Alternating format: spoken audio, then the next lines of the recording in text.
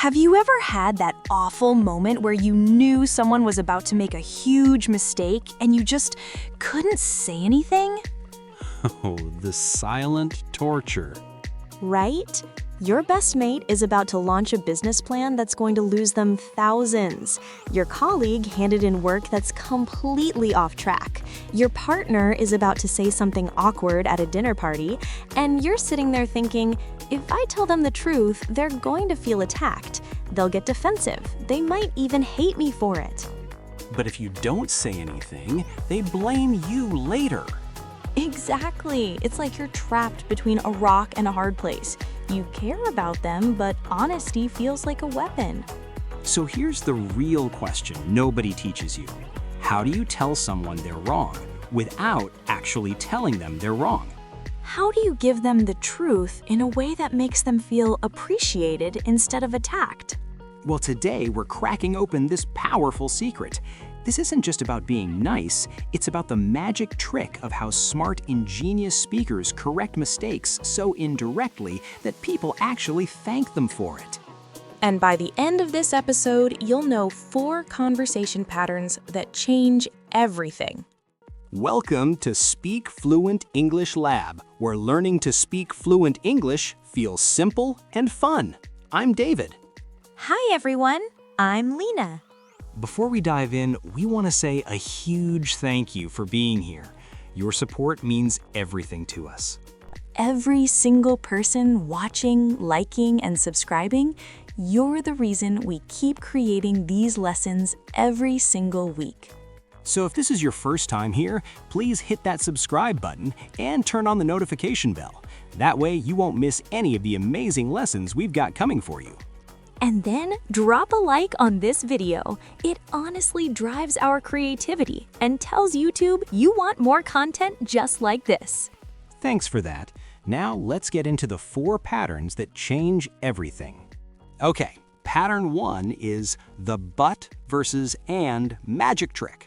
Here's a scene that happens in offices, classrooms, and homes every single day. Your colleague just finished presenting their project. Everyone's impressed. The energy is good. They're feeling proud of what they've done. And then, just like that, someone says this. Your presentation was amazing, but you could have prepared more. Ouch. Now, here's what's fascinating. That person just heard, my presentation was not actually good. Everything you did before the word but was fake. The word but, it erases the praise. It's like hitting a delete button on the compliment. So what changes if we swap out one word? Listen to this.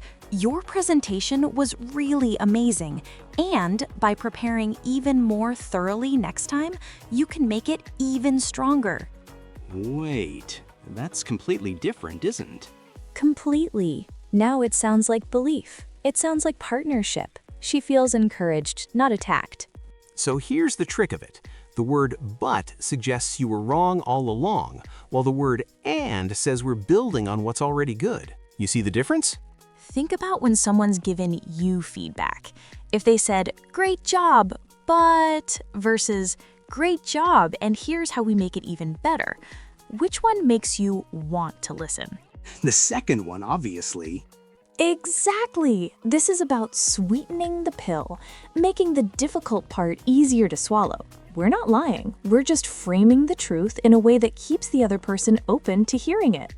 So it's not just the words, right? It's how people actually feel when they hear them? 100%. And instead of but doesn't just sound better, it lands better. People actually want to improve when they feel supported instead of criticized. All right, our next pattern can quietly make you sound like a leader and turns criticism into collaboration. It's the indirect question method.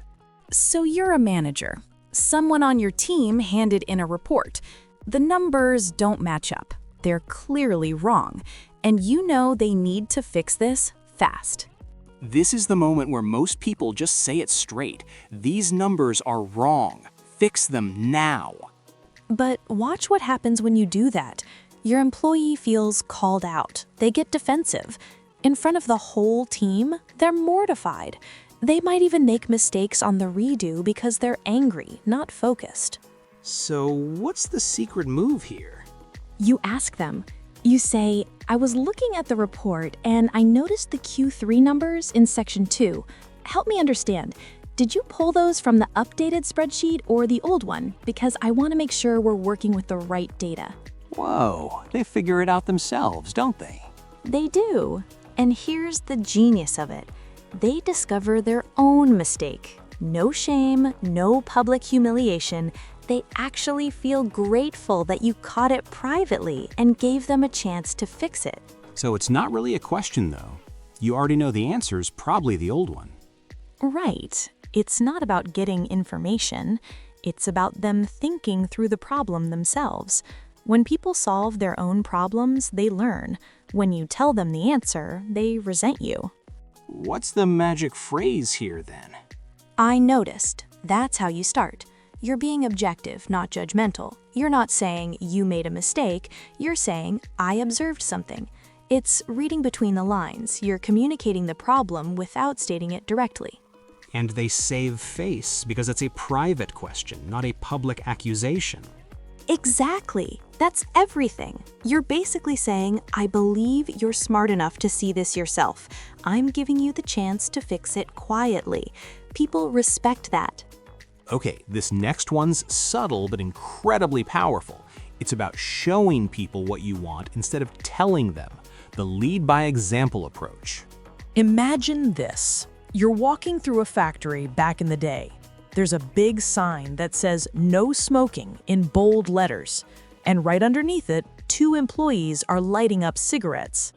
Classic problem. What do? Point at the sign? Lecture them? But here's where it gets interesting. A manager named Charles Schwab walks over to those 2 guys. And? He doesn't say a word about the rule. Instead, he hands each of them a cigar. Wait, what? He says, boys, I'll appreciate it if you smoke these on the outside. And here's what happens. Those workers don't feel shamed. They feel valued. They got a gift. They got respect. And the message about where to smoke, it landed perfectly. So it wasn't about pointing out the rule. It was about showing them he respected them as people. Spot on. He acknowledged them. He made them feel good. And then he indirectly showed what he wanted. No argument, no resentment. They actually wanted to follow his lead. This is leading by example, right? But it's more than that. It's about actions speaking louder than words. See, when people watch you do something well, they want to copy it. You don't have to tell them the standard. You show it. You set the standard through your own behavior. So if you want people to be punctual, you show up early. If you want people to be engaged, you are visibly present and focused. Exactly. People admire what they see working. They want to be like the people who demonstrate excellence. It's human nature. And it's way more effective than lecturing, obviously. 1,000,000 times more effective. Because nobody fights back against good behavior. They just quietly want to match it. All right, now here's the last one, and this one might seem sneaky at first, but it's powerful. The third-person praise method. You're in a team meeting. Someone keeps interrupting people mid-sentence. They're taking over the conversation, and it's not productive. People are getting frustrated. So most people would pull them aside later and say, hey, you interrupt too much, it's not helpful. But that person gets defensive. They feel attacked. They think you're the problem, not them. So what's the move here? In the next meeting, when someone does something brilliant, say James lets everyone finish their thought before jumping in, you notice it out loud. You say something like, did you notice how James really let everyone share their idea fully? That listening skill actually builds trust on a team. I was impressed by that.